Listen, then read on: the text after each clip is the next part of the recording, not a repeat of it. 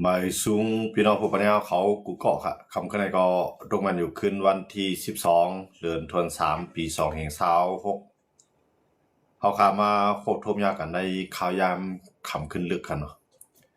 คำขึ้นในก็เขาขามาด้วยเงาลายปังตึกดังตะวันออกกลางแทงข่าวเงาปังตึกดังตะวันออกกลางในก็เลยว่าเปลี่ยนข่าวเงาอันลื่นหลังตัวลุมฟ้าหลายเมืองก็อ่อนการสนใจใส่ใจอ่อนการรายงานข่าวกูเมืองเกี่ยวข้องรองปังตึกอเมริกันเลยตั้งอิหร่านยาก็อิสราเอลเลยตั้งอิหร่านครับเนาะหวังว่าอเมริกันเลยตั้งอิสราเอลโคมมือกันเสร็จตึกอิหร่านนั่นเองเข้าถึงมาวันที่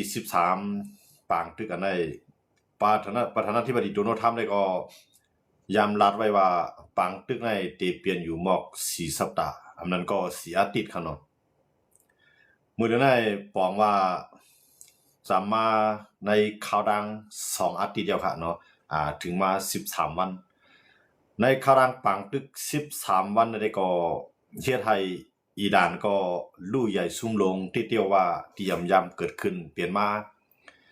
ก้วยกาอันเป็นอิสราเอลเขาก็มีลองลู่ใหญ่ซุ่มลงเหมือนกันป้าตั้งอเมริกันเขาค่ะเนาะอเมริกันนี่ก็มันซุ่มจริงล่ะในอเมริกันนี่ก็เตซุ่มซึกอยู่7 เกาะค่ะเนาะกำในเหมือนเส้นหนังเครื่องให้การร่างกลางหาวของอเมริกันอันอยู่ไว้ตั้งตะวันออกกลางอันว่าที่อยู่ไว้ในกาตาร์เนี่ยจอร์แดนเนี่ยยาก็ตั้งคูเวตยาก็ปาเลนหรือนั่นก็ไปมีปาเทียงตั้งซาอุเด UAE ซึ่งในมีไว้ตับซึกอเมริกันไว้กูดีๆค่ะเนาะในเมืองฮิมฮอมเมืองโอลีซึ่งในก็อิหร่านก็ยื้อใส่เฮ็ดให้ตับซึกอเมริกันอันอยู่ดังตะวันออกกลางนั่นก็เลยว่ามีดองลู่ใหญ่ซุ่มลงเหมือนกันก้อยก็ปางตึกกันนั่นได้ก็พอมาด้วยประธานาธิบดีโดนัลด์ทรัมป์ได้ออกมาปืนเผาว่าปางตึกบอกกับในอเมริกันในเปลี่ยนไผปี้กว่าเย้าเนี่ยเรียกซ้ำว่าอเมริกันปืนเผาว่าเปลี่ยนไผปี้กว่าเย้าในเซตาก็อเมริกันก็ไปยึดไล่อิหร่านก็ไปยอมการซุ่มตึก10 ต่อ 0มื้อนั้นตับซึกอเมริกันปืนเผาไว้ว่าเตอันซิมเอาข้อมูลอันที่อิหร่านเขากุมกำไว้ค่ะเนาะปางหลายปางหลายข้อมูลนั่นก็มันลำลองตอนตาก้นกูเมืองในลุมฟ้าย้อนเปิดมันเปลี่ยนเส้นทางการค้าขายอันเลียนออกไลในเส้นทางเดียวที่ข้อมูลในอันเป็นซึกอิหร่านเขาก็เอาทุนระเบิดเขาเนาะทุนระเบิดมันซึ่งว่าหมักแตกในกลางน้ำหมักแตกวางไว้ใต้น้ำเขาเนาะเอาหมักแตกในก็วางไว้ใต้น้ำตั้งลำตั้งหลายให้ก็กำในอเมริกันว่าบ่ปวดปันขึ้นหมักแตกกันในอเมริกันได้ทุบเปลี่ยนอิหร่านไฮไลท์ลู่ใหญ่ซุ่มน้ำเตรียมยามเกิดขึ้นเลยเปลี่ยนมาเนี่ยอเมริกันก็ห่างแหนเอาเครื่องบินปีทูมันอันมีไว้อยู่ที่ในเมืองอังกฤษเขาเนาะมื้อนี้ก็ห่างแหนใส่หมากมันเตรียมพร้อมใส่หมากมันตัวตันตอนตาเด็กเข้ามาปึดปังตึกมันจะหนังหมากอันนั้นในน้ำหนักมันเตมีอยู่หมอก3 เพียงตันครับเนาะตั้งหนักมันครับนะ3 เพียงตันเตปล่อยล่วงใส่ใต้พื้นที่อันเฮ็ดอิหร่านเขาในเขาได้ไว้ด้วนใต้ดินครับเนาะมันจะหนังโครงการเฮ็ดด้วนเขาในเขาได้มีไว้ใต้ดินใต้ร้อยในถ้ำซึ่งในอเมริกาเขาก็ได้ใช้เครื่องบินปีทูในมันยุคไร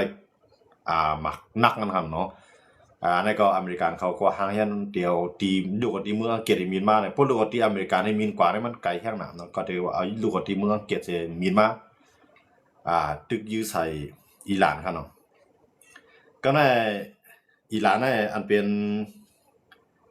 โมจตบาคามานี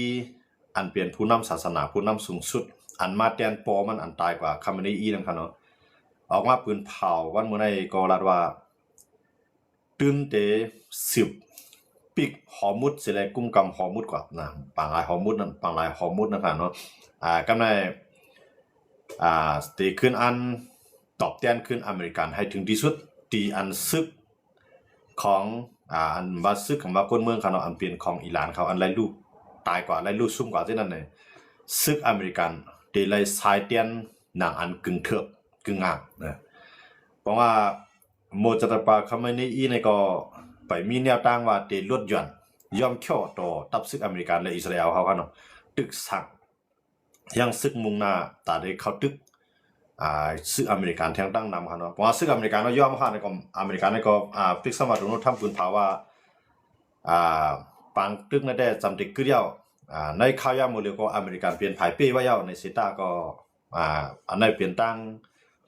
ปืนเผาตอนตาประธานาธิบดีโดนัลด์ทรัมป์ก็การลองเปลี่ยนเตี้ยนเกิดขึ้นมีอยู่นั่นในตับซึกอเมริกันก็ตึกค้างแค้นเหมือนเจ้าหนังทวานเอาขีปนาวุธอันที่กำลังกลางหาวเนี่ยครับเนาะเอาตีเมืองเกาหลีใต้ในกว่าเนาะตึกตาเดียวเอาเครื่องหนักๆอันนั้นกว่าตั้งตาวันออกกลางก็ในก่อนมีแผนการตัดเดียวตีเครื่องให้การตั้งกลางหาวตีอันมีที่เมืองเกี่ยวปากอันนี้ก็ตัดเดียวกว่าเสื่อมทับแท้งเนาะเพราะว่าตัดเดียวก็ไปหับมืออิหร่านทั้งก็ในอิหร่านเนี่ยมันอันอิหร่านเปปูนอเมริกันเขาเลยตั้งอิสราเอลเขาได้ก็มันมีอยู่2 มิลหนึ่งในมันเป็นด้วนค่ะเนาะด้วนในมันเป็นด้วนอันกาคันถูกก็ตั้งเฮ็ดไฮมันอันสูงแห้งไว้ก็ในอเมริกันเขาได้ห้ามใจเครื่องให้การตั้งกลางหาวใน1ลูกในนับเปลี่ยนลาย$10 ล้านตัว1ลูกตาได้ขึ้นกว่าฮับด้วนกาคันนับหมื่นนับแสนเฮาว่าเปิ้นนับเป็นเงินดอลลาร์ก็ได้นับ60,000มันก็อย่างนั้นก็ในปกติใจเอาเครื่องให้การตั้งกลางหาวในยิงออกสกฮับด้วนกาคันมอก60,000ในนั้นก็60แสนในเราสามารถเป็นเงินไทยก็เฮาว่าเนาะ60แสนล้านก็ซ้ำได้กว่าและฮับเอาด้วนอันกาคันป้อในและอันนึงซ้ำกาคันใหญ่ในอันนั้นให้ได้อเมริกันเขาในใส่เงินกว่าในคารังปังตึก13วันในก็กว่าเงิน4แสนล้านแล้วค่ะเนาะอะไรว่าเสียงนำเด้ๆค่ะเนาะเพราะมันเป็นเงินไทยค่ะเนาะ4แสนล้านเงินไทยเพราะ4แสนล้านเงินไทยในไข่ตันเงินอันเมืองไทยเขาใจทั้งปีค่ะเนาะได้ใจทั้งปีบอกว่าเงิน4แสนล้านในเอากาต่อสู้อิหร่านในให้ได้อเมริกันเขาสู้เงินนำแห้งไว้ก็ในอเมริกันเขาสามารถตาได้ต่อสู้ต่อด้วนของอิหร่านในโหลดใจใหญ่ยูเครนก็ยังเนี่ยมือในยูเครนก็ส่งก้นเข้ากว่าตาได้กว่าจอยเทียมอเมริกันเขาตั้งโฮมบารังอุยลีตั้งตะวันออกกลางเหมือนเช่นหนัง UAE ในก็ยากกินน้ำหนักค่ะเนาะ UAE ตั้งซาอุในก็ยากกินน้ำยาก็ปาเลนยาก็คูเวตเมืองเส้นในยากกินน้ำหนักค่ะอิหร่านในเอาด้วนปล่อยมันเขาในเรียกว่าดูอย่าสู้น้ำได้ๆเขาเนาะเหมือนเช่นหนังปั๊มน้ำมันเขาห้องกันน้ำมันเขาในห้องเจ็ดนำรีบเขาเนี่ยเส้นในก็เฮ็ดให้เขามีลองรูดสู้น้ำได้ๆก็ในอเมริกันโดนัลด์ทรัมป์ในก็ทำมาถึงเนี่ยมียูเครนไว้อันได้รับมืออิหร่านได้ดีสุดเนี่ยในลุงผ้าในอันเปลี่ยนหมายนึงในข่าวยามหมดเลยในเป็นยูเครนค่ะเนาะอันได้รับมือด้วนค่ะเนาะอันได้รับมือด้วนอิหร่านนี่ยันบ่ซั่นเนี่ยด้วนชาเฮกของอิหร่านในขายมันรัสเซียซ้ำออกมายื้อใส่ยูเครนก็ในยูเครนก็ตีเอาแฟตตี้ออดเนี่ยออดันโดมเนี่ยอันเฮกันตั้งกาหาวดีกว่ารับมือด้วนชาเฮกของอิหร่านนั่นอันที่รัสเซียเอามายื้อนั่นค่ะเนาะมันก็ซ้ำกาใหญ่คันโลแห้งน่ะก็ในด้วนอิหร่านซ้ำด้วนอิหร่านอันอิหร่านนับปันรัสเซียนั่นทำหลักแสนหลักล้านมันก็กำไรของยูเครนทำนับเป็นหลักหมื่นเพิ่นนับเป็นล้านมันกันเนาะหมื่นล้านก็ในทำได้กว่าฮับด้วนชาเฮกของอิหร่านเนี่ยอันนั้นก็ยูเครนได้ติเกมจังหวะเนี่ยยูเครนก็เฮ็ดออกมาทางอันตาได้ไปรับมือด้วนนะครับเนาะเบิ้นด้วนอันได้ขึ้นมาเนี่ยอันเป็นของยูเครนเขาได้ติขึ้นกว่าอย่าแบบสัญญามันนั่นคือมันเต็มมาจับเนี่ยอย่าก็ติดใจอันยูเครนเขาเฮ็ดออกกันนะครับเนาะด้วนอยากเก่าตาได้ขึ้นกว่ารับมือด้วนชาเฮกของอิหร่านอันนั้นก็เฮ็ดให้เกมกันกว่าไรก็ได้บอกว่าในลุงฟ้าบอกกับในปาก93ถึงเมืองที่มีอันเฮกังต้วนในดีสุดในเนี่ยเป็นยูเครนค่ะเนาะยันว่ายูเครนในต่อสู้รัสเซียมาคาดัง4 ปี5 ปีเหยียบเข้ามาอย่างค่ะเนาะอันนี้ก็ยูเครนก็ปล่อยกลอันมีนำกัดตั้งแขนเกี่ยวกับกี่ของในรองต้วนเนี่ยเข้ากับในซาอุแล้วก็เข้ามาดีปาเลนแล้วก็มาดีซาอุUAE ค่ะเนาะ UAE สหรัฐอเมริกานั่นค่ะเนาะเข้ามาดีแล้วก็ตัดที่ห่างแย่นทับมือกว่าบอกว่าอิหร่านอะไรก็มันก็มันเปลี่ยนมาตะโคเขาเนาะมันถูกเวียดไว้เหมือนจังหนังอเมริกันเขาเวียดไว้ต้องปังหลายก็ลองนึงไงก็ในอิสราเอลในก็เครื่องบินในทุบเต็มตีเนาะมื้อเลยในปองว่านึกทางหาวของอิหร่านในอเมริกันในดังอิสราเอลในบินได้เต็มตีเนาะบินได้เต็มตีปองว่ารถเพลไรก็ใน อันอเมริกันและอิสราเอลตึกคัดใจเฮ็ดอยู่ในตาเดียาแบบตีเฮ็ดด้วนของอิหร่านแล้วก็ตีเฮ็ดขีปนาวุธอันลูกไดลีเนี่ยยื้อขึ้นมานั่นน่ะเมื่อเร็วในอเมริกันในเดมังดีในกำเนิดเดมังดีแน่ๆเพราะว่าเครื่องบินธรรมดาเครื่องบินความเข้ามามันเจอหนัง F15 ใน F15 ใน F35 ในF16 ในเครื่องบินอเมริกันนั้นคือจันได้แน่ๆกว่ามังแน่มันถึงลงไปปืนยินไรครับเนาะมันติเขาตีไว้ลึกแข้งนะครับเนาะมันเจอหนังอิหร่านนั่นนะครับเนาะจงเฮลก็ไว้ได้ร้อยกำเนิดได้ใจเครื่องบิน P2 ในเนาะ P2 เดียนอเมริกันเขาเอามาใจมือปังตึก12วันที่ปนมาค่ะเนาะ12วันถึง15วันค่ะเนาะโปรแกรมได้เปลี่ยนปังตึก10เปลี่ยนปังตึกกว่า13วัน3วันเนี่ยไปย้อนเบอร์โดนัลด์ทรัมป์ลาดว่าที่เอาตามปังตึกเนี่ยได้ใจอยู่หมอก4อาทิตย์ในค่ะเนาะโดนัลด์ทรัมป์ได้ลาดว่าจังนั้นค่ะเนาะก็4อาทิตย์ในบ่มาด้วยในมือเหลียวในพอถึงมือพุกก็หลายว่าเปลี่ยนกว่า2อาทิตย์แล้วค่ะเนาะเปลี่ยนกว่า2อาทิตย์แล้วเพราะ2อาทิตย์ในคือแทง2ในคือแทง2อาทิตย์ตั้งหน้าอันโดนัลด์ทรัมป์วางไว้ค่ะเนาะว่าเขาได้ทู่ภาคอิหร่านในคือจะไปให้ขึ้นเรือในปังลายนั่นเป็นเป้าหมายของอเมริกันตัดมังค่ะเนาะก็ในอิหร่านก็รัดว่าคือในอิหร่านก็รัดว่าอันเป็นขีปนาวุธกวนข้างน่ะกวนข้างในหมายถึงว่าไตกวนยองมันอันยามยืมมาซินั่นน่ะมือได้3เสียงออกก้อยกะลุมฟ้าตีได้หันอันยามหันเนี่ยขีปนาวุธอันคือจันคือกับอันอิหร่านเขามีอยู่ในมือนั่นเตเอามาเนกวนดังกำผาให้ไรหันเปลี่ยนปุ้นตาในขณะเป็นเรื่องเป็นกุศลดังตาให้ไรหันด้วยเนี่ยอันนั้นก็อิหร่านก็ได้ทกเครื่องหนักอันคือจันคือการมันออกมาเนี่ยนั่นได้ลองตีหันดอกค่ะยอค่ะนั่นได้ก็เข้าได้ไรหันกันอยู่ขนาดก็ในอเมริกันก็เรียกว่าเชียงหนังที่มีนั่นก็ที่อันมือเล่นในอเมริกันนั่นก็ตึกมังนั่นก็ตึกเป็นน้ำจิ้มมันก็นะครับอันนั้นในอเมริกันเรียกว่าตึกเป็นน้ำจิ้มมันก็เตะสืบสั่งสอนอิหร่านกว่าตัวพอถึงให้พอเลยคู่ว่าอิหร่านนั่นเลียนจอมพายุในก็โดนัลด์ทรัมป์ก็วางแผนแต่ได้ว่ามังค่ะเนาะอิสราเอลก็มังเต็มที่ครับเลยนะอิสราเอลนี่ก็ใจเครื่องบินบางวันใน7-80บางวันก็นับหัวปากเนาะเข้ากับมังอิหร่านนะครับเนาะอิหร่านเนี่ยมันจะเอาเครื่องบินขึ้นมาครับเลยนะเพราะเครื่องบินขึ้นมาปุ๊บข่าว2ก้อนใน21เนาะข่าว2ก้อนใน21เครื่องบินอิหร่านก็ในกว้างเครื่องบินอิหร่านที่ตั้งวางไว้เอาจอมกลางปังจอมเข้ามาสนามบินเขาเนาะกว้างเครื่องบินเขาจะนั่นเนี่ยอเมริกันในตั้งอิสราเอลนี่ก็ทุบยัดในเลยว่าก้อยเป็นส่วนใหญ่ครับเนาะเลยว่าก้อยทั้งนั้นทั้งหลายได้เตะเนาะอิหร่านก็ซุ่มก็ว่าอิหร่านในตื้อตั้งแต่เตต่อสู้อเมริกันและอิสราเอลกันนั่นเนี่ยมันได้เปลี่ยนปังตึกข้าวยาวกันพวกเปลี่ยนปังตึกข้าวยาวเนี่ยมันได้ใจลอกไล่เลยล่ะเนี่ยมันได้ใจปังตึกกองจวนครับเนาะปังตึกกองจวนเนี่ยหมายถึงว่าก็อยู่9-10ก้อนเนี่ยสร้างมิวมันแสดงว่าเฮ็ดซึกก่อการให้ตีนึงยาวตีนึงเนี่ยอันนั้นได้อิหร่านเขาได้เป็นตีเย็นเป็นตับซึกก่อการให้มันซึ่งหลังตอลิบันเนาะตึกต่ออเมริกันเนาะนั่นก็ใจข้าวยาม20ปีก็เป้อเมริกันก็อะไรขึ้นเหมือนเช่นหลังเวียดนามก็ใจข้าวยามหลายปีเมื่อไงก็ต่อสู้ดิต่อถึงอเมริกันในพอกวนก็ตายนำให้แห้งเงินก็เสียงนำให้กวนเมืองก็บ่ใส่ในกลางใส่ฮาวแห้งไงก็กำลืนมาเหมือนกันในเลยถอยก่อนนะอิหร่านในอันตื้อตั้งต่อได้เป้อเมริกันมันได้ใจล็อกไล่ในสิเลยต่อสู้การว่าเป้นั่นมันนับจังหือล่ะมันเด่นนับว่าเฮาต่อสู้เลยอำปันอเมริกันมายึดยาก็เปลืองเปลืองพ่องกับเมืองนั่นก็อำแดกไล่ใจอันแนวตั้งเปลืองศาสนานั่นสิเลยเปลืองพ่องกับเมืองกว่าเนี่ยเหมือนเช่นหนังโมจัตปาคาเมนีอีเนี่ยอันเป็นผู้นำศาสนาสูงสุดครับเนาะอันโมเดลนี่ก็ขึ้นมาคิงในเลยว่าเขาว่าสายเดียวครับเนาะสายเดียวเนี่ยมันจะว่าพร้อมมังพร้อมลุยพร้อมต่อสู้มีความมาถอยนะครับเนาะอันนั้นได้ก้นตั้งนำได้กันคัดถ้าถามว่าคิงอันเป็นโมซาดาบาคาเมนีอีเนี่ยที่เป็นก้นจังนั้นนะครับใครกับแนวตั้งตูนุธรรมนะครับใครกับแนวตั้งเป็นจะมีในทัญญาหูครับเนาะอันที่คิงในก็ได้ขึ้นมาครับนะมันตีแข็งหรือโปมันเตียนตายกว่าแท่งนะครับเนาะก็แข็งอันนึงก็ยาวเพราะว่ามันยาอเมริกันนั่นได้ก็เพราะมันยาอเมริกันนั่นได้ก็มันก็ได้ทบตั้งหยับได้ลงลางครับเนาะอันนี้กำคัดได้ล็อกแบบไอตีตอนนั้นได้กำไรปอกแล้วมันนะครับนะหลายปอกไอจีว่าม้วนได้ครับนะหลามากกูคำแล้วมันคำว่านะคัดได้บอกไปคำ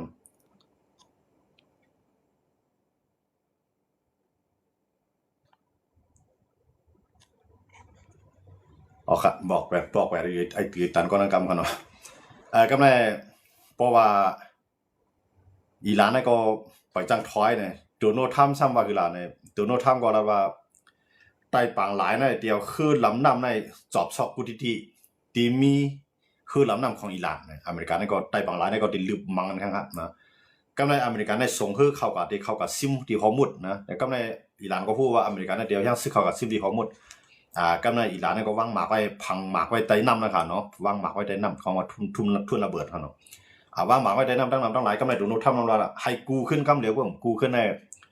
อเมริกันในเดสั่งสอนอิหร่านนะอะไรบอกว่าสั่งสอนก็ได้สั่งสอนกันมากครับครั้ง13 วันในปางตึกน้ำลืมยังครับเนาะมังมาก13 วันเต็มครับเนาะกำในก็ในพอเขาขามาด้วยเงาลายของอิสราเอลก็ลีเนี่ยอิสราเอลเนี่ยก็ไล่หับมือปังตึก2 ฝ่ายกันเดียวเนาะตั้งหนึ่งในอิหร่านเนี่ยก็ยืมมาใส่ในเมืองอิสราเอลในตั้งนำตั้งหลายค่ะขีปนาวุธในกันนะยืมมานำยังน่ะก็ในยังบอกเนี่ยอิหร่านเนี่ยมันถึงมีขีปนาวุธอัน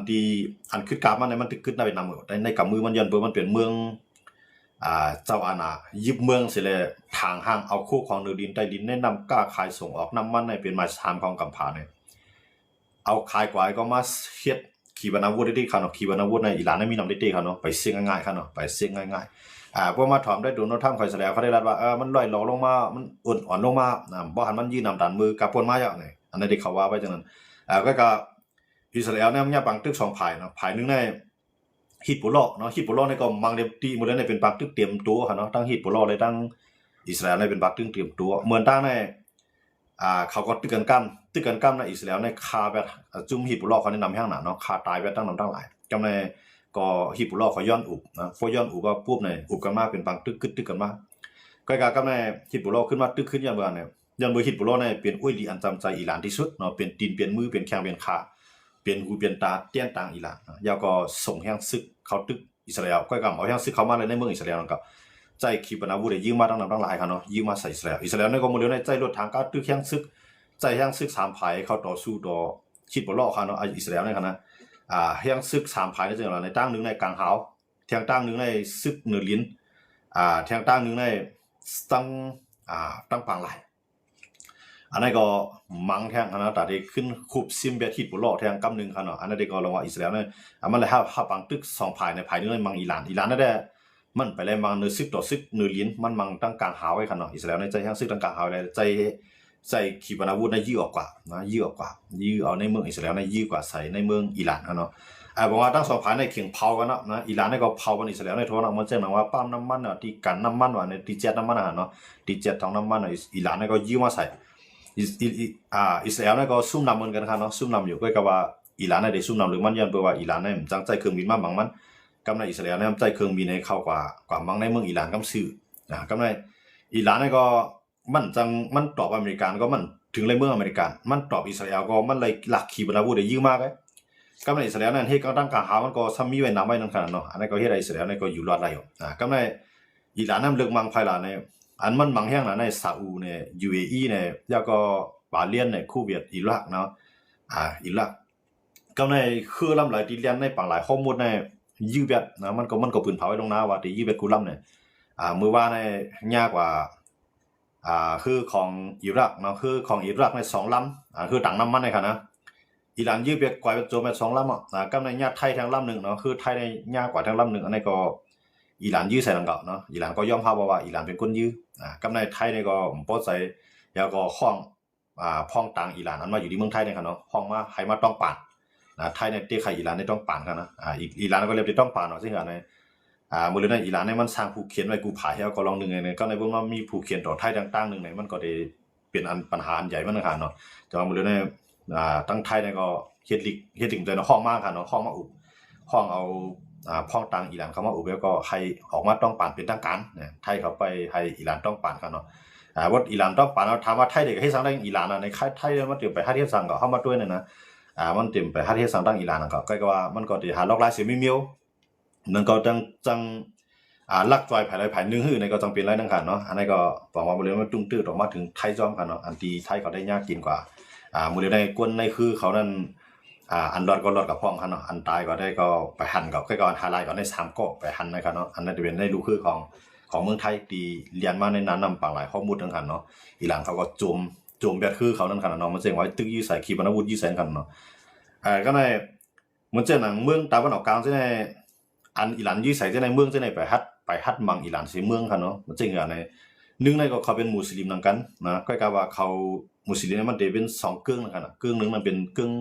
ซุนนีเนาะเกึ่งหนึงเนี่ยเป็นเกึ่งชีอะห์นะก็กลายเอามาได้เป็นชีอะห์ในซุนนีก็ยาว